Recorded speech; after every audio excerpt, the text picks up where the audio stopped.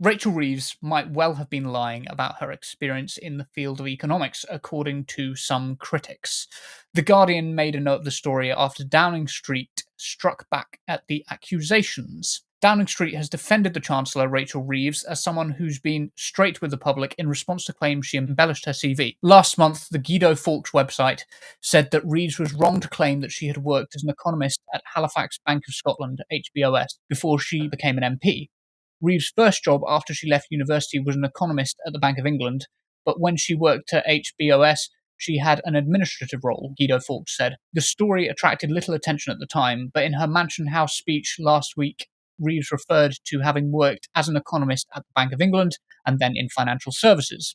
And after that, Guido Fawkes discovered that Rachel Reeves had changed her LinkedIn profile. Instead of saying that she worked as an economist at the Bank of Scotland when she was at HBOS, it now says that for that period that she was in retail banking at Halifax. The Sunday Telegraph then conducted their own investigation and found that Reeves claimed to have been an economist at the Bank of England for a decade, despite the fact that she only worked there for 6 years, and one of those years was during her master's degree programme. Of course, it is directly relevant if you're the Chancellor of the Exchequer and people think you have experience as an economist that you actually don't have. But what do you think on this one, Curtis? I know you'll never miss a chance to dunk on Rachel Reeves, and don't worry, I'm right behind you. But I do think this one may have been like a bit overblown. Yeah, it has slightly been overblown, and disappointingly, yeah, I do like to dunk on Rachel Reeves as one of my favorite pastimes, attacking the Labour Party.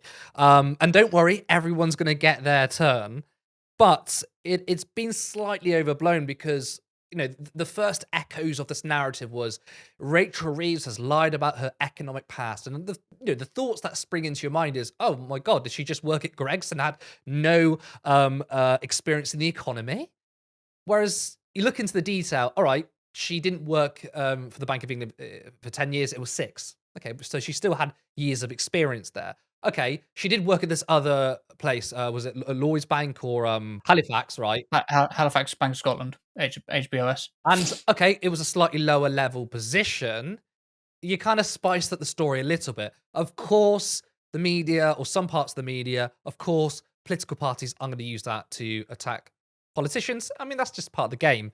Having said that, she is the Chancellor of the Exchequer, right? She has our money. She's in control of our money. And it is important that her story is completely straight. So it does concern me that she lied or whatever, kind of misrepresented herself in a CV and then had to go back and change it.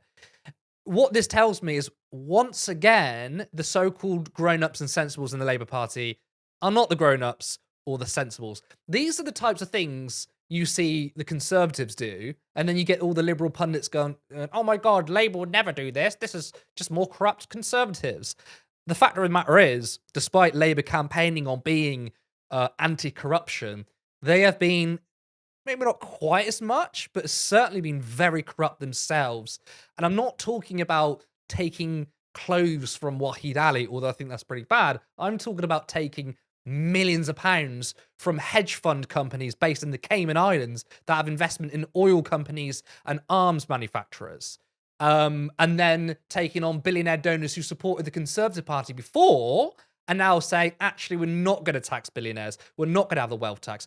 That sort of corruption exists in both parties, and the Labour Party has not been acting like the grown-ups. Despite attacking the Conservatives on it, they have been pretty awful. And that, to me, sort of beds into that. Again, it's not the biggest scandal in the world, but we were told at least if Labour aren't different than the Tories in terms of their ideology, at least competence they would be, and they failed on that.